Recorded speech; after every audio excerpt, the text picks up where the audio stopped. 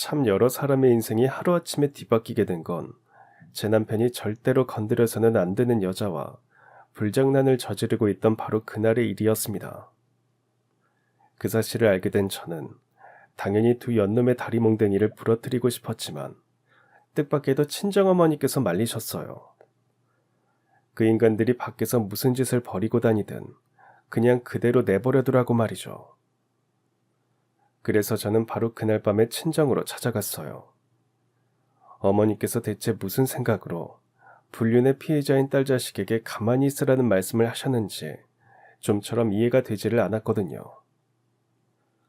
그런데 이게 웬걸, 저희 친정집이 난장판이 되어 있지 않겠어요. 그날 저는 친정집에 혹시 강도라도 침입한 것이 아닌가 하는 걱정에 빠져들었는데요. 알고 보니 오히려 악재가 아니라 호재였습니다.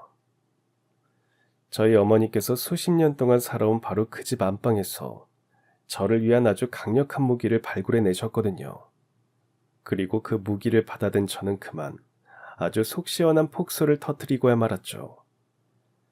과연 당시 저희 어머니께서 대체 무슨 의중으로 바람난 사이를 가만히 내버려두라고 말씀하셨던 것인지, 난장판이 된 친정집 안방에서 어머니께서 발굴해낸 무기는 대체 무엇이었길래 궁지에 몰려있던 제가 폭소까지 터뜨렸을지, 그 심장 떨리는 이야기를 지금 바로 시작해보겠습니다.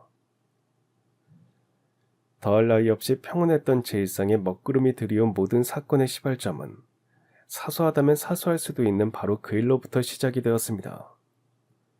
눈에 넣어도 아프지 않을 외동아들이 막 고등학교 입학식을 앞두고 있던 그해 2월, 먼 친정집에 홀로 계신 친정어머니께서 저에게 전화를 걸어오시더라고요.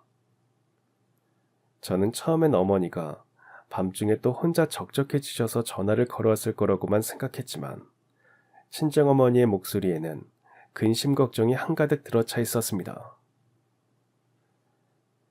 예, 희순아, 혹시 너 수중에 여윳돈이 조금 있니? 저도 요즘 카페가 한창 비수기라서 한동안은 빠듯할 것 같아요.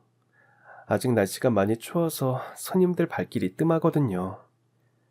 더군다나 조만간에 종합소득세도 납부해야 해서 여윳돈이라고 할 만한 게 없을 것 같아요.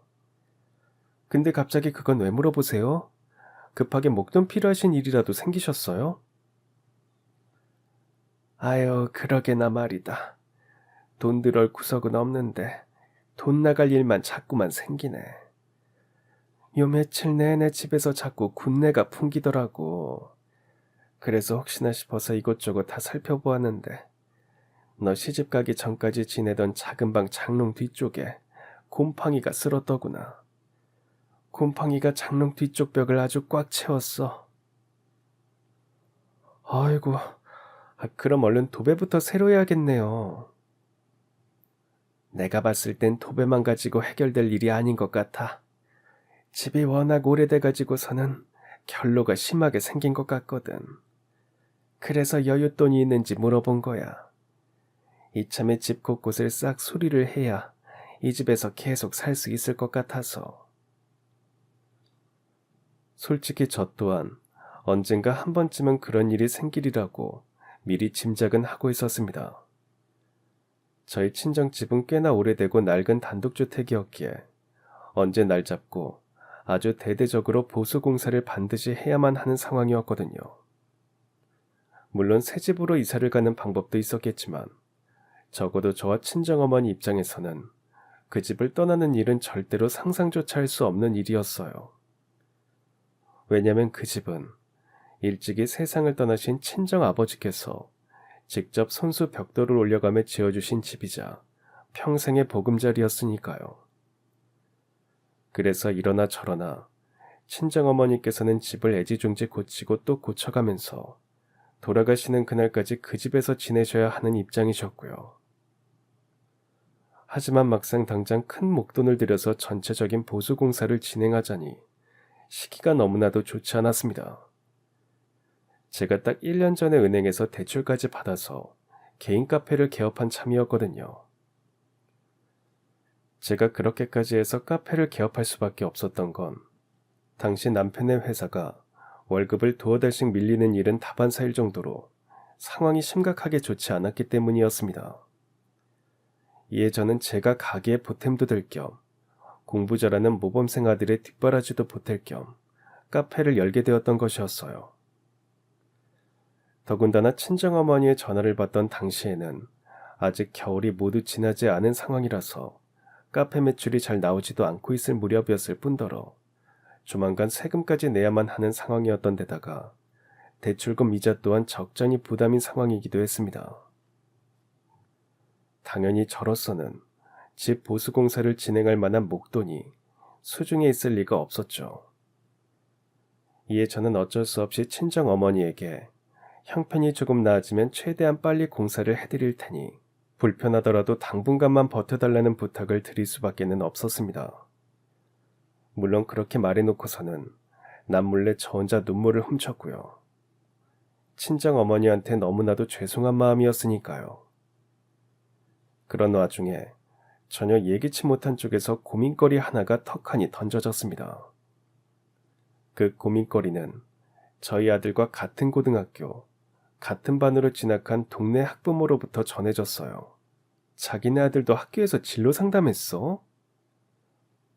아니, 우리 아들은 다음 주에 한다고 그러던데? 그럼 아직 담임 선생님 얼굴도 못 본 거네. 아, 우리 아들은 오늘 했는데. 그랬구나. 근데 왜 그렇게 표정이 어두워? 담임 선생님한테 무슨 안 좋은 얘기라도 들은 거야? 그게 아니라, 이걸 어떻게 얘기하는지 참. 다음 주에 학교에 진로 상담 받으러 가면 어차피 자기도 다 알게 될 테니까 그냥 솔직하게 얘기할게. 아무래도 우리 아이들 담임 선생님이 좀 이상해. 진로 상담하면서 학부모인 나를 상담실에 불러다 앉혀놓고서는 글쎄, 대뜸 집에 재산이 얼마나 되냐고 물어보더라고. 설마 촌지 같은 걸 달라고 한 거야? 아니, 요즘 세상이 어떤 세상인데 아직도 그런 선생님들이 있나? 차라리 촌지를 내놓으라고 하면 지금처럼 기가 막히지는 않을 거야. 아니, 글쎄 그 여자가 담임 선생님이라는 직위를 앞세워가지고 천만한 나더러 급전을 좀 빌려달라고 하더라니까. 뭐라고? 담임 선생님이 천만한 학부모한테 돈을 빌려달라고 했다고? 그렇다니까.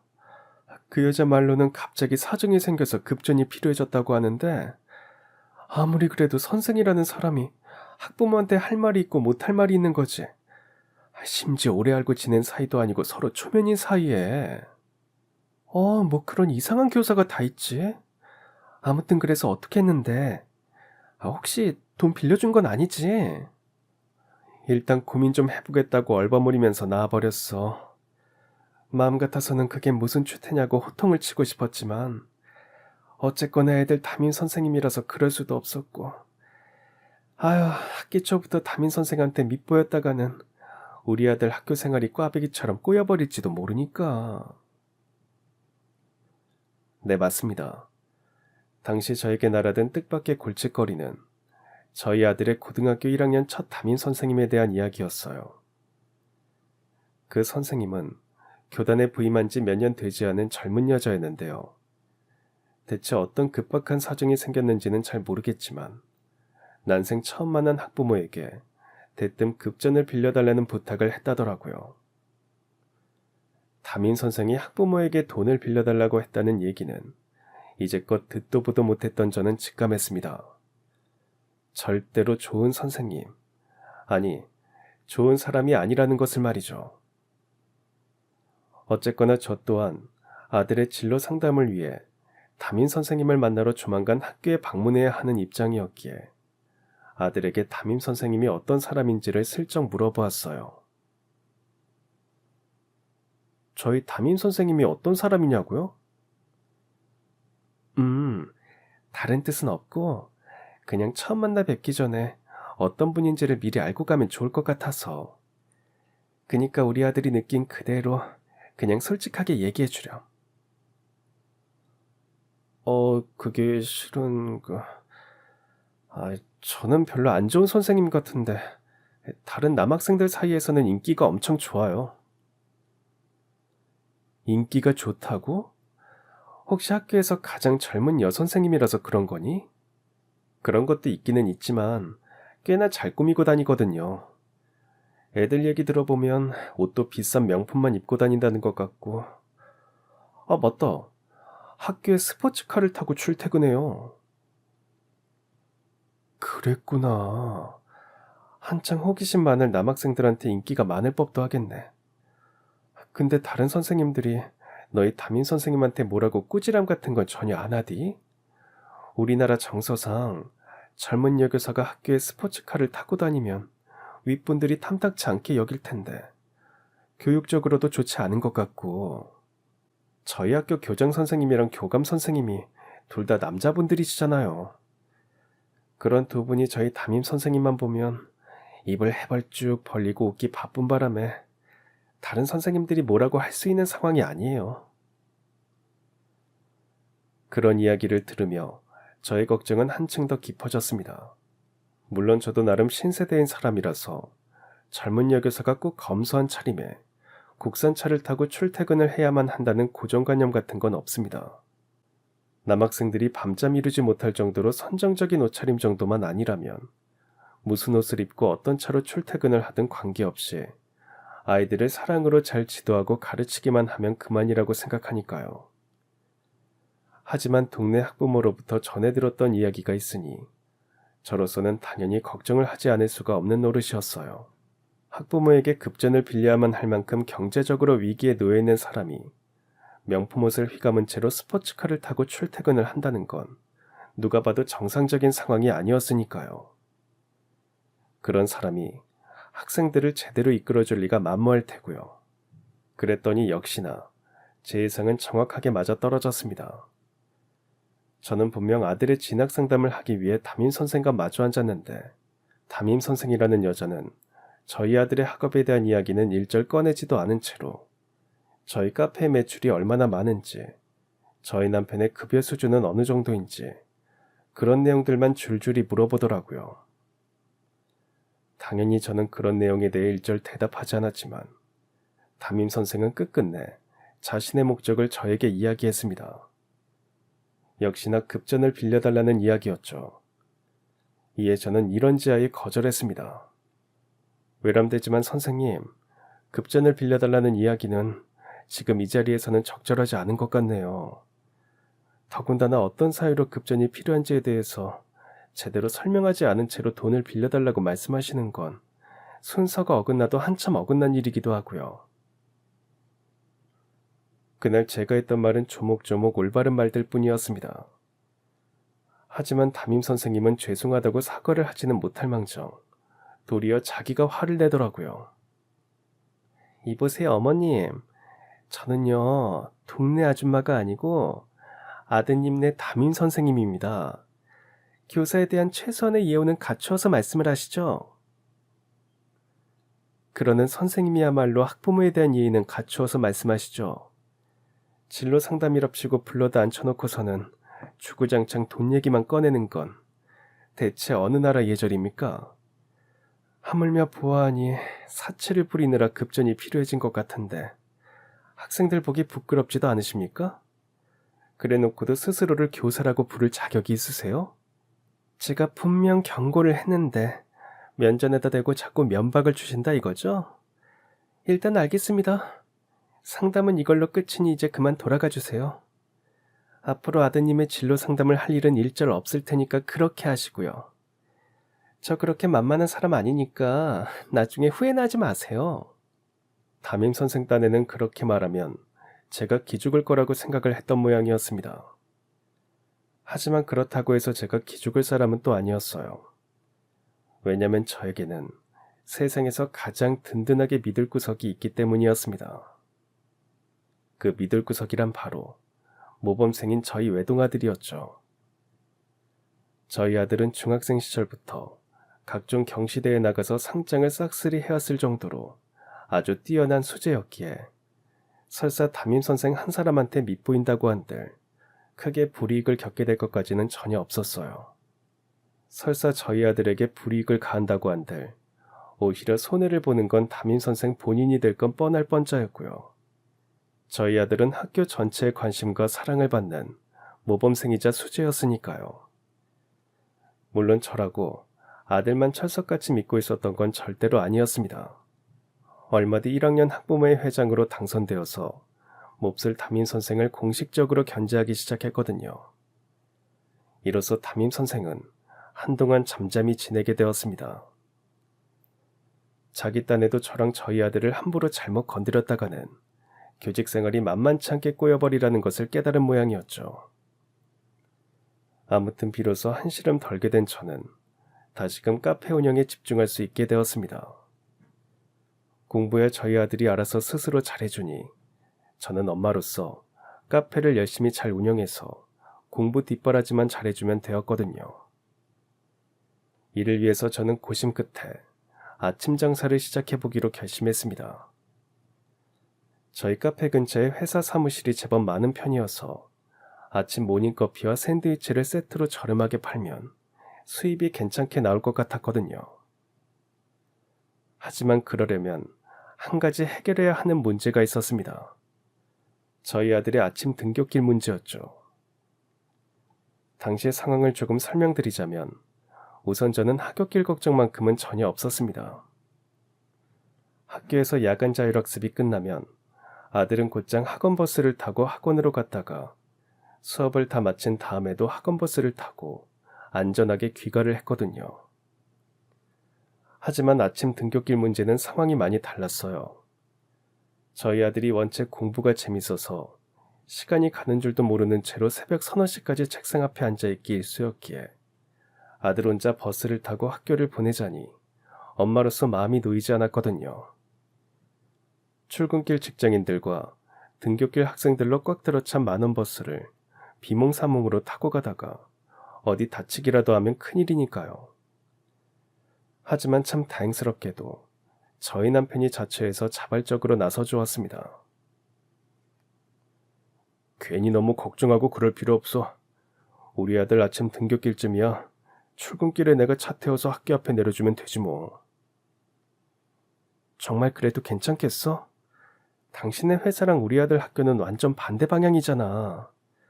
가뜩이나 아침에 차도 막히는데 반대 방향으로 한참 돌아가려면 피곤할 거고. 피곤하면 좀 어때? 남편이자 아빠로서 그 정도는 당연히 해야 하는 일인데. 그니까 걱정 말고 내일 아침부터는 내가 학교에 데려다 줄게. 가끔 학원 쉬는 날이면 야간 자율학습 끝나는 시간에 맞춰서 집에 데리고 오고. 바로 이튿날부터 저희 남편은 아들의 등굣길을 책임지기 시작했습니다. 덕분에 아침 시간을 확보할 수 있게 된 저는 일전에 구상했던 아침 장사를 곧장 시작했고 꽤나 짭짤한 수익을 거둘 수 있었습니다. 비록 대형 카페들만큼 큰 돈을 벌지는 못했지만 아침 영업시간에 벌어들인 수입으로 대출금 이자도 내고 아들 용돈도 쏠쏠하게 챙겨주는 등 가게에 아주 큰 도움이 되었죠. 이처럼 저희 가족은 한동안 아주 평화롭게 잘 지냈고 가와만사성이라는 말이 있는 것처럼 남편의 일도 조금씩 술술 풀려나가기 시작했어요. 지금껏 줄곧 경영난에 처해 있던 회사가 위기를 극복할 수 있는 활로를 찾아냈거든요. 그러는 바람에 남편은 무척이나 자주 야근을 하게 되었지만 아침 일찍 아들을 학교에 데려다주는 일만큼은 단 하루도 빼먹지 않았습니다. 심지어 그의 가을에는 저희 친정 어머니에게도 아주 기쁜 일이 한 가지 생겼습니다. 일전에 엄마가 얘기했던 우리 집 보수공사 일 말이다. 그거 다 해결된 것 같아. 그래요? 대체 어떻게 해결이 됐는데요? 너도 채훈이네 아저씨 기억하지? 네, 저희 아버지랑 한 동네에서 태어난 친구분이시잖아요. 그래, 여하간 채훈이네 아저씨가 서울 생활 정리하고 이참에 고향으로 내려오면서 우리 동네에 작은 인테리어 업체를 창업했다지 뭐니. 그럼 그분한테 수리를 맡기시기로 한 거예요? 그 양반이 자기가 먼저 무상으로 우리 집을 수리해주겠다고 하더구나. 늙음하게 재수씨 만나러 찾아왔더니 속상하게 집안꼴이 이게 뭐냐면서 무상으로 도움을 주겠다더구나. 살다 보니 그런 좋은 일도 생기더라고요. 물론 공짜로 얻은 행운은 절대로 아니었습니다. 그게 다 저희 아버지께서 살아생전에 쌓은 공덕 덕분이었죠. 저희 아버지와 재훈이네 아저씨는 같은 고향에서 나고 자란 중마고 사이이자 젊을 적 생사고락을 함께한 동료 사이이기도 했습니다. 그래서 재훈이네 아저씨는 서울 생활을 정리하고 고향의 인테리어 업체를 차리게 된 김에 옛 친구의 아내인 저희 어머니에게 오랜만에 인사도 할 겸 집으로 찾아왔다가 당장 수리가 시급한 집안 몰골을 보고서는 하늘에 계신 저희 아버지에게 은혜도 갚을 겸 무상으로 집을 수리해 주기로 하셨던 것이었어요. 참으로 감사한 일이었죠. 이처럼 당시의 저의 일상은 모든 것이 평화롭고 좋게만 흘러가는 것만 같았습니다. 하지만 그런 일상엔 전혀 상상조차 못한 불화의 씨앗이 심어져 있더라고요. 제가 그 불화의 씨앗의 실체를 정면으로 맞닥뜨리게 된 건 저희 아들의 학원 수업이 없던 바로 그날의 일이었습니다. 원래대로라면 아들이 학원 수업이 없을 경우 저희 남편이 학교 야간 자율학습이 끝나는 시간에 맞추어 차를 끌고 데리러 갔어야 하지만 하필이면 그날 저녁 나절에 남편에게서 문자 메시지가 한 통 도착했어요. 회사에 중요한 일이 생겨서 갑자기 야근을 하게 되었다는 메시지였죠. 이에 저는 야간 자율학습 끝나는 시간에 맞춰서 카페 영업을 급히 종료하며 아들에게 전화를 걸었습니다. 야간 자율학습 끝났지. 교실에서 책 보면서 딱 20분만 기다리고 있으렴. 오늘은 아빠가 급한 야근이 생기는 바람에 엄마가 얼른 옷만 갈아입고 데리러 갈게. 그런데 휴대전화 너머로 들려오는 아들의 목소리가 조금 이상했습니다.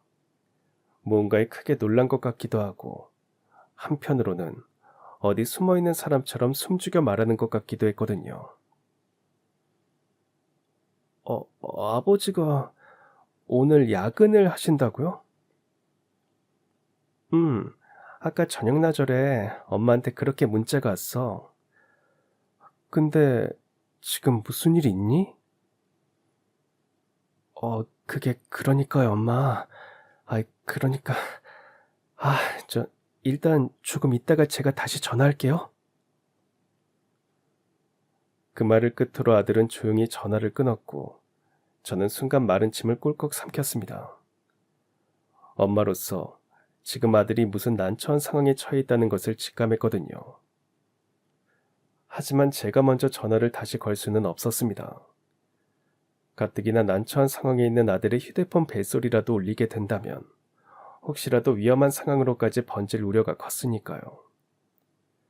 이에 저는 발만 동동 구르며 아들에게서 다시 전화가 걸려오기를 잠시 기다렸는데요. 오래지 않아 아들은 저에게 다시 전화를 걸어왔고 겁에 질린 아들의 목소리로 전해진 소식은 그야말로 충격적인 것이었습니다. 너무 놀라지 말고 들으세요. 저 지금 숨어서 아버지를 보고 있어요. 그게 무슨 소리니? 너 지금 혹시 아버지네 회사 근처에 있는 거야? 아니요, 학교 근처예요. 아버지는 제가 지켜보고 있다는 사실을 전혀 모르는 것 같고요. 너희 아버지가 학교 근처에는 어쩐 일로 갔다디? 분명 회사에서 야근한다고 했었는데. 아무래도 아버지가 바람이 난 것 같아요. 뭐, 바람? 그게 확실해? 네, 확실해요. 아버지랑 저희 담임 선생님이랑 입맞춤을 하고 있거든요. 그날 저희 아들이 목격한 장면을 정리해서 말씀드리자면 이렇습니다. 사건 당시 저희 아들은 학교 야간 자율학습을 마치고 막 교문을 나서던 참이었는데요. 먼 발치에서 저희 남편이 혼자 서 있는 모습이 보이더래요. 이에 아들은 아버지가 오늘은 차를 두고 마중을 나오셨나 싶어서 얼른 저희 남편에게 다가가려고 했는데 마침 저희 남편이 휴대폰으로 전화를 받더니 주변을 두리번거리면서 어디론가 급히 걸어가더래요. 그래서 아들이 영문도 모른 채로 자꾸만 멀어지는 아버지를 열심히 뒤쫓아갔더니 글쎄 그곳에는 담임 선생의 스포츠카가 주차되어 있었고 저희 남편이 담임 선생과 뜨거운 입맞춤을 나누더니만 둘이 나란히 그 스포츠카를 타고 어디론가 가버렸다고 합니다. 그 정신머리 없는 인간이 자기 아들 담임 선생이랑 불륜을 저지른 것도 모자라서 심지어 저한테 야근한다고 거짓말까지 쳐놓은 채로 학교 근처에서 담임 선생을 만나 애정 행각을 벌이다가 그 미래 장면을 아들한테 들켜버리고야 말았던 거죠. 당연히 격분한 저는 당장이라도 두 연놈이 미래를 즐기고 있는 현장을 급습해서 머리채를 죄다 뽑아놓고 싶었지만 그 몹쓸 것들이 어디로 가버렸는지 알 수가 없는 상황이었어요. 그래서 저는 쫓아가서 머리를 뽑아놓는 대신에 남편, 아니 그 인간이 집으로 들어오기만 하면 다리 몽둥이를 부러뜨려 놓겠다는 각오를 다지며 이를 박박 깔고 있었는데요. 그런 와중에 친정어머니한테서 전화가 걸려오더라고요. 당연히 저는 그 인간이 자기 아들 담임 선생이랑 바람이 났다며 하소연을 했고 다리 몽둥이를 부러뜨려 놓은 다음에 당장 이혼하겠다는 이야기를 꺼냈는데요. 제 이야기를 한참이나 말없이 듣던 어머니께서 아주 뜻밖의 말씀을 하시더라고요. 그 몹쓸 인간이랑 어차피 이혼할 생각이란 말이지? 당연하죠. 그런 짐승 같은 놈이랑은 이제 끝이에요. 남의 남편 꼬셔낸 그 여자도 당연히 대가를 치르게 만들 거고요. 그래, 어차피 그럴 생각이면 굳이 다리 몽둥이를 부러뜨릴 필요 없이 밖에서 뭔 짓을 저지르고 다니거나 말거나 그냥 내버려 두거라. 그게 무슨 말씀이세요, 엄마? 본때를 제대로 보여줘도 모자랄 판에 그 여자랑 마음껏 놀아나도록 내버려 두라고요? 그럴 만한 이유가 있어서 그러니까 일단 엄마가 시키는 대로 해. 두 연놈이 놀아나거나 말거나 내버려 두고 우선 우리 손주 데리고 친정으로 오거라. 엄마가 밤잠 안 자고 기다리고 있을 테니까 자세한 얘기는 집에 와서 얼굴 보고 얘기하자꾸나. 이에 잠시 고민하던 저는 친정어머니에게 일단 그렇게 하겠다고 말씀드렸습니다. 흥분을 가라앉히고 곰곰이 생각해보니까 그 인간의 다리 몽둥이를 부러뜨려 놓아봤자 앞으로 있을 이혼 과정에서 저한테 불리한 상황이 벌어질 것 같더라고요. 어차피 이혼 기책 사유는 그 인간의 불륜이니까 굳이 제 손으로 불리한 상황을 만들 필요가 없는 상황이기도 했고요. 하물며 담임 선생이라는 여자한테는 나중에 본때를 보여주어도 무방하기도 했습니다. 아무튼 그렇게 저는 곧장 짐을 챙겨서 아들과 함께 친정집으로 갔는데요. 친정에 도착한 저는 고개를 갸웃할 수밖에는 없었어요.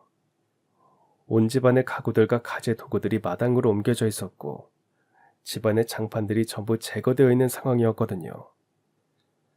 처음에 저는 친정에 무슨 병고라도 생긴 줄로만 알았습니다. 엄마, 집이 대체 이게 웬 난리예요? 혹시 도둑이라도 든 거예요? 왜? 너 오는 동안에 친정에 병고라도 생겼을까 봐서? 그게 아니고서야 집안이 이렇게 난장판일 이유가 없으니까요. 물론 집이 좀 어수선하기는 하지.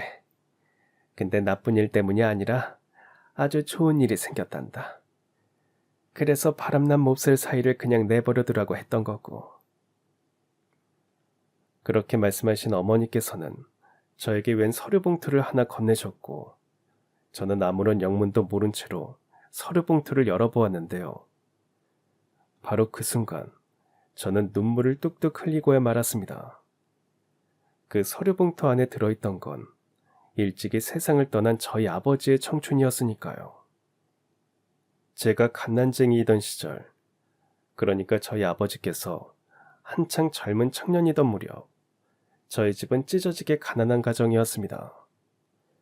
친가와 외가 모두 형편이 좋지 않았기에 아버지, 어머니 두 분 모두 아주 힘들게 살아오셨거든요. 특히나 아버지께서는 여러 공사 현장을 두루두루 돌아다니며 일하시는 분이셨는데요. 그러던 중 외동딸인 제가 태어나게 되면서 아버지께서는 딸 자식을 부족함 없이 잘 키우기 위한 결심을 내리셨다고 해요. 그 결심이란 바로 이런 것이었죠. 있잖아 여보. 미안하지만 앞으로 한 몇 년 정도만 떨어져서 지냅시다. 더도 말고 덜도 말고 딱 몇 년이면 돼. 갑자기 그게 무슨 소리야? 멀쩡한 우리 가족이 왜 떨어져서 지내야 하는 건데? 혹시 돈 때문에 그래? 아무리 생각해봐도 우리 딸을 부족함 없이 잘 키우려면 내가 몇 년 정도 중동에 가서 일을 해야 할 것 같아. 우리 회사에서 중동 파견 건설 인부를 모집 중이라고 하더라고. 말도 안 되는 소리 하지 마. 어디 지방을 다녀오겠다는 것도 아니고 중동이 얼마나 멀고 위험한 나라인데 거길 가겠다고 하는 거야. 그러다 당신 잘못되기라도 하면 나랑 우리 딸은 앞으로 어떻게 살아가라고. 다소 위험은 따르겠지만 근무 조건이 아주 좋아. 국내에서 일하는 것보다 월급도 훨씬 좋고 심지어 급여도 한국 돈이 아니라 달러로 쳐서 계산해 준다고 하니까 가만히 생각해보면 이것만큼 좋은 기회가 또 없어. 아니, 돈이 없어서 굶어 죽는 한이 있더라도 당신 못 보내. 그러지 말고 눈 한번 딱 감고 보내주라. 몸 건강하게 돈 많이 벌어가지고 돌아와서 우리 세 식구가 평생 따뜻하게 지낼 집 한 채 지어줄게. 네, 그랬습니다. 당시 저희 아버지께서는 가난을 극복하기 위해 중동 파견 건설 근로자가 되어서 그 멀고 위험한 길을 다녀오기로 결심하셨던 것이었어요. 당연히 어머니께서는 한사코 반대를 하셨지만 결국 아버지의 결심을 꺾지는 못하셨죠. 그렇게 중동으로 떠난 아버지께서는 40도가 넘는 폭염 속 사막에서 온갖 생명의 위험을 다 겪으며 건설 인부로서 최선을 다해 일하셨고, 그렇게 번 돈의 거의 전부를 모국에 있는 저희 어머니에게 송금하셨죠. 그랬던 저희 아버지께서 마침내 귀국하시던 날은 고향 마을에 동네 잔치가 벌어졌다고 합니다. 마을 주민들에게 저희 아버지는 온갖 위험을 다 이겨내며 가장으로서의 역할에 최선을 다한 영웅이자 우리나라의 건설 솜씨를 온 세상에 알리고 돌아온 산업 역군이셨으니까요. 하지만 어머니께서는 마음속으로 이렇게 직감하셨다고 합니다. 아, 내 남편이 건강이 많이 상해서 돌아왔구나. 앞으로 오래 살지 못하겠구나 하고 말이죠. 당시 어머니의 짐작은 현실 그대로였습니다. 아버지께서는 중동에서 건강을 심하게 해친 상태로 귀국하셨거든요. 그런 아버지께서는 목숨을 걸고 벌어온 돈으로 저희 식구들이 살 집을 지어주셨어요. 다른 인부 아저씨들과 함께 직접 벽돌을 쌓아가면서 말이죠. 그 집이 바로 어머니께서 지금껏 살고 계신 소중한 저희 집이었고요. 아무튼 아버지께서는 집이 완공된 이후 얼마 지나지 않아서 숨을 거두셨습니다. 갑자기 쓰러지는 바람에 유언 한마디 남기지 못하신 채로, 또 그러는 바람에 저희 집 안방 장판 밑에 어떤 비밀이 감춰져 있는지도 어머니에게 미처 말씀해주지 못한 채로 말이죠. 그랬던 비밀이 다시금 이 세상의 실체를 드러내게 된 건 그 인간의 불륜 소식을 알게 되던 바로 그날 아침나절의 일이었어요. 그리고 그날은 아버지의 중마고인 재훈이네 아저씨가 저희 집 보수공사를 시작하려던 첫날이기도 했었습니다. 집 보수공사를 시작하려고 장판이랑 벽지들을 다 뜯어냈는데 안방 장판 밑에서 너희 아버지가 남긴 서류가 발견되었지 뭐니. 나도 처음엔 그게 무슨 서류인지 몰랐었는데 재훈이네 아저씨가 건설회사 쪽 증권이라는 걸 알려주더구나. 그분도 너희 아버지랑 같이 파견 근무를 다녀왔던 사람이라서 잘 알고 있더라고. 근데 아버지께서 어떻게 이 많은 증권을 모아두셨던 거죠? 당시에 중동 건설 인부로 일하던 분들 중에서 너희 아버지처럼 앞날을 멀리 내다볼 줄 아는 사람들은 자기 급여나 수당들을 아껴서 회사 증권을 사서 모아두었다더라. 중동에서 일하는 동안 회사가 얼마나 빠르게 성장하는지를 직접 눈으로 목격했으니까. 그날 제가 어머니로부터 전해받은 봉투에 담겨있던 아버지의 청춘의 실체는 바로 그것이었습니다. 이건 나중에 아버지와 함께 중동 파견 근무를 떠났었던 재훈이네 아저씨를 통해서 전해들은 이야기인데요. 중동에서 근무하던 당시 저희 아버지께서는 당신의 회사가 장차 큰 대기업으로 번창하리라고 확신하셨다고 해요. 그래서 저희 아버지께서는 특근 수당과 위험 수당 등을 아껴서 회사 주식을 매입하셨고, 또한 회사 쪽에서도 위험을 감수하며 힘든 일을 하는 저희 아버지와 같은 분들을 배려해서 우리 사주조합이라는 것을 설립한 뒤에 그 조합을 통해서 저렴한 값의 주식을 판매해 주셨다고 합니다. 이후 아버지께서는 그 주식증권을 저희 집 안방 장판 밑에 넣어두셨지만 오래지 않아 유언 한마디 남기지 못했을 정도로 갑자기 세상을 떠나게 되면서 누구도 장판 및 주식증권의 존재를 알 수 없게 되었던 것이었어요. 그로부터 수십 년이 지나고 나서야 집에 보수공사를 진행하는 과정에서 발견되었던 거고요. 어쨌거나 당시 저희 아버지의 해왕과 선택은 정말이지 탁월한 것이었습니다. 너희 아버지가 장판 밑에 넣어둔 주식이 지금 가치로 얼마쯤 되냐고 채훈이 아저씨를 통해서 물어보니까 지금 돈으로 30억 정도가 된다고 하더라. 30억이요? 가격이 그렇게나 많이 올랐어요? 너희 아버지가 주식을 사모으던 당시에 그 회사는 소위 파견 하청업체에 불과했었지만 종종 파견 근로자들이 회사를 크게 키워준 덕분에 지금은 대기업에 준하는 대형 건설사가 되었다지 뭐니. 그래서 주식증권 값어치가 엄청나게 많이 올랐다더라. 순간 저는 심장이 미어져 나가는 기분이었습니다. 아버지께서 목숨을 다 바쳐서 저와 어머니에게 한평생 살아갈 길을 마련해 주셨다는 생각이 들었거든요. 너무 감사하면서도 얼마나 힘드셨을지 생각하면 눈물이 흘렀습니다. 그러는 한편으로 어쩌면 참 기적 같은 상황이라는 생각도 들었어요. 저나 어머니가 장판 및 증권의 존재를 미리 알았더라면 일찍이 처분하는 바람에 30억이라는 거금을 손에 쥘 수 없게 되었을지도 모르는 일이었으니까요. 또한 아버지께서 어쩌면 그런 상황까지 모두 미리 내다보시고서는 아무 말 없이 돌아가셨던 것일지도 모른다는 생각도 들었고요. 심지어 아버지께서는 어쩌면 먼 훗날 이런 일이 벌어질 것까지 미리 내다보셨던 것일지도 모르는 일이었습니다. 그럼 엄마랑 제가 30억 재산의 존재를 몰랐던 덕분에 그 몹쓸 인간이 자기 팔자를 자기가 망쳐놓은 꼴이 되어버린 거네요. 말하자면 그런 셈이지.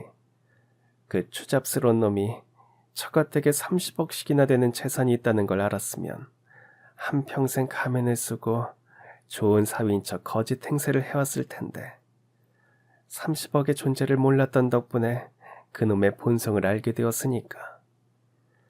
여하튼 이 돈은 너희 아버지가 우리의 손에 쥐어준 가장 큰 선물이니만큼 우리 딸이 원하는 만큼 그놈을 마음껏 놀려먹으면서 속 시원하게 내다 버리려무나. 그날 그런 어머니의 말씀을 들으며 저는 그만 배꼽이 빠져라 포복절도를 하고야 말았습니다. 그 인간이 자기 신세를 스스로 망쳤다는 걸 알게 되는 순간의 표정이 눈앞에 훤히 그려졌으니까요. 저의 상상 속 그 장면이 현실이 되기까지는 그다지 오래 걸리지 않았습니다. 그 인간이 저와의 이혼 소송 과정에서 처가댁에 30억 재산이 생겼다는 사실을 자연스럽게 알게 되었으니까요. 당신이 나한테 어떻게 이럴 수가 있어?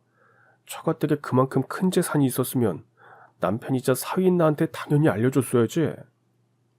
입은 털어졌어도 말은 똑바로 하자. 나랑 우리 엄마도 지난 수십 년 동안 전혀 몰랐던 일이야. 거짓말 치지 마. 그렇게 큰 재산의 존재를 어떻게 모를 수가 있어?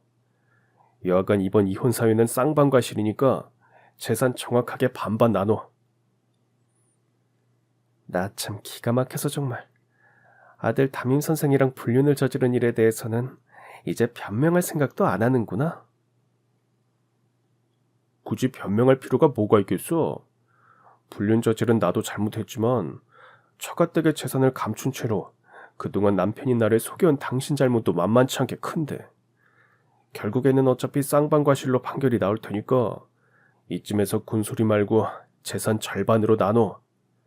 30억의 절반이면 15억이니까 한 푼도 빠짐없이 정확하게 반으로 나누자고. 아휴, 웃기는 소리 하고 있네. 얘라이 모자란 인간아. 너랑 내가 이혼하지 너랑 우리 엄마가 이혼하냐? 뭐라고? 갑자기 그게 무슨 소리야? 30억 재산이 내 재산이냐고. 엄연히 우리 엄마 재산이지. 내 재산 아니니까 애초에 재산 분할 대상도 아닐 뿐더러 우리 이혼 사유는 그쪽이 저지른 불륜 단 하나뿐이니까 니놈한테 돈을 나누어줄 의무는 절대 없어. 정 억울하면 좋은 변호사 고용해서 마음껏 떠들어 보던가. 어차피 이 싸움의 승자는 이미 정해져 있으니까. 그렇게 이혼 재판이 본격적으로 시작되었는데요. 그러거나 말거나 이미 결과는 뻔한 것이었어요. 애당초 저희 친정의 30억 재산은 분할 대상이 아니었거든요. 저의 재산이 아니라 엄연히 친정어머니 명의의 재산이었으니까요.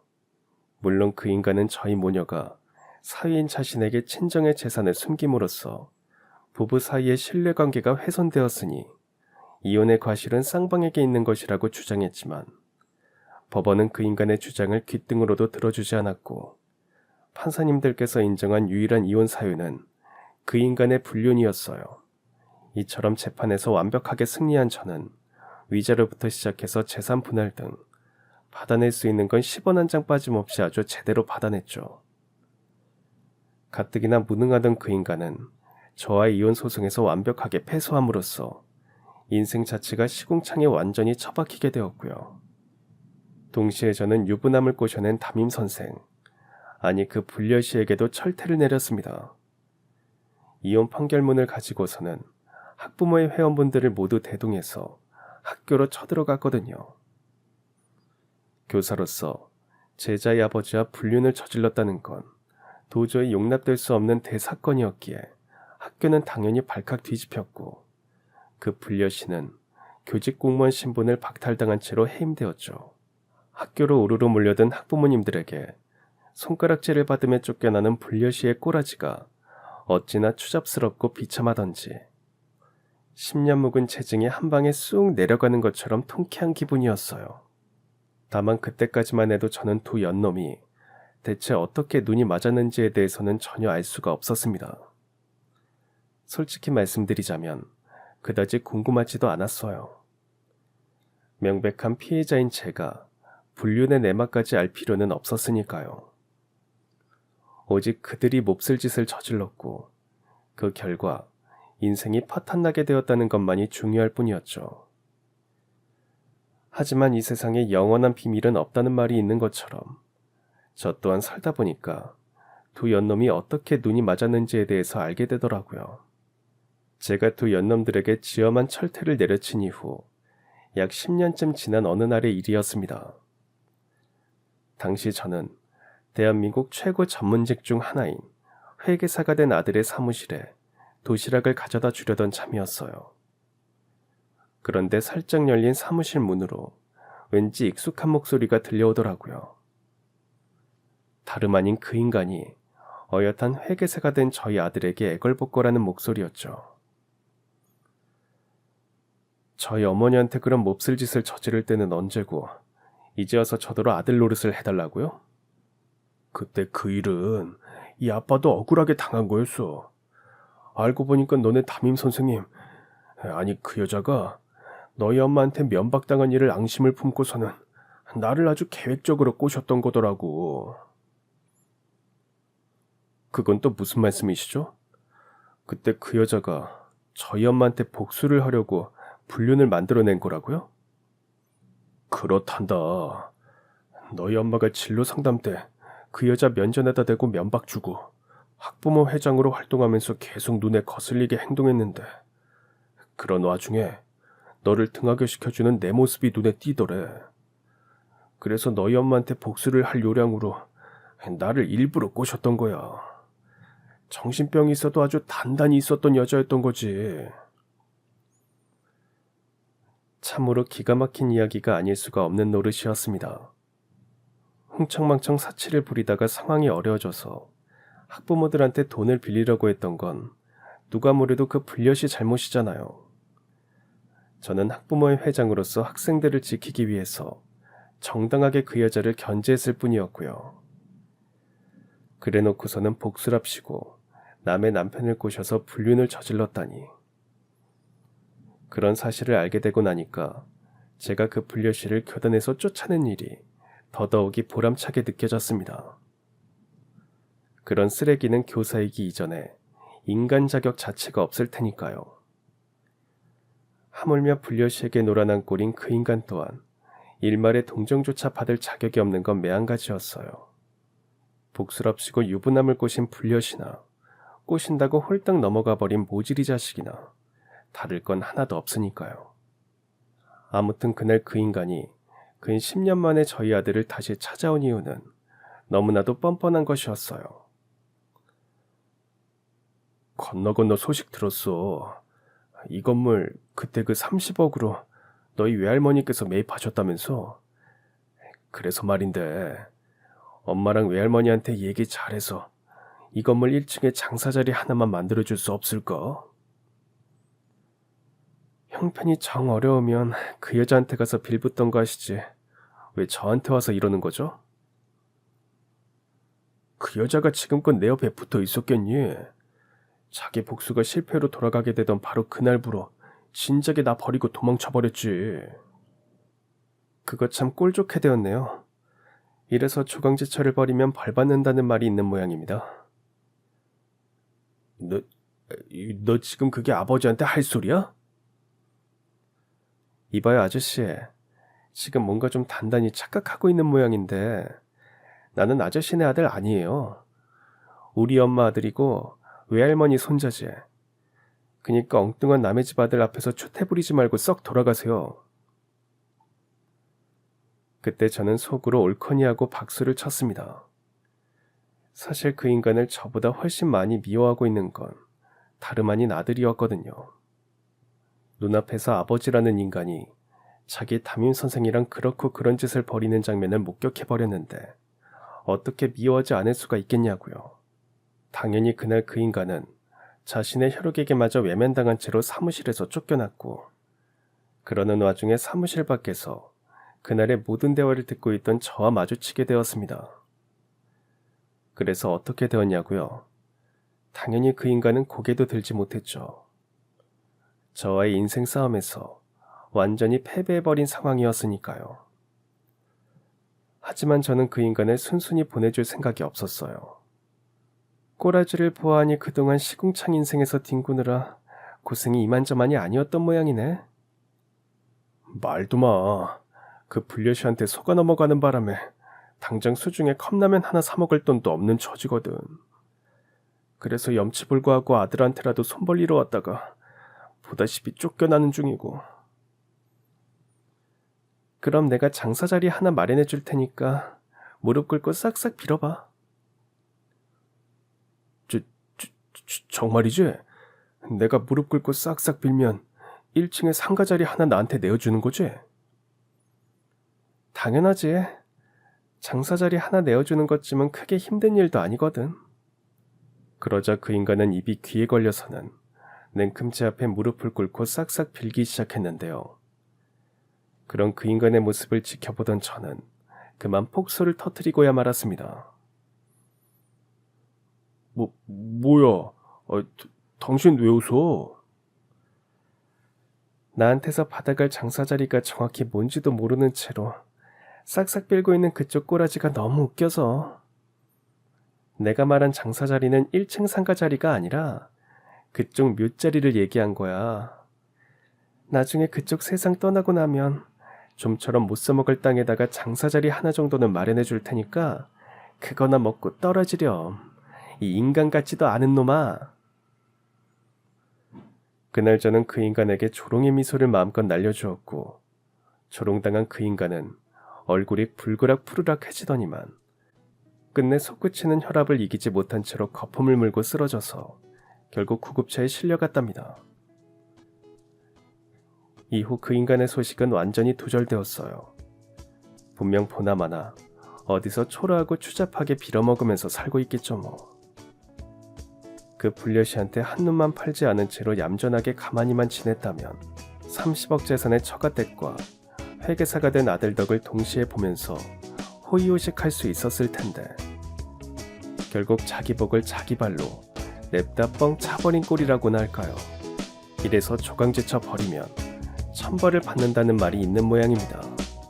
그럼 지금까지 사연 들어주셔서 감사합니다. 사연이 재밌으셨다면 구독과 좋아요 부탁드려요. 감사합니다. 안녕히 계세요.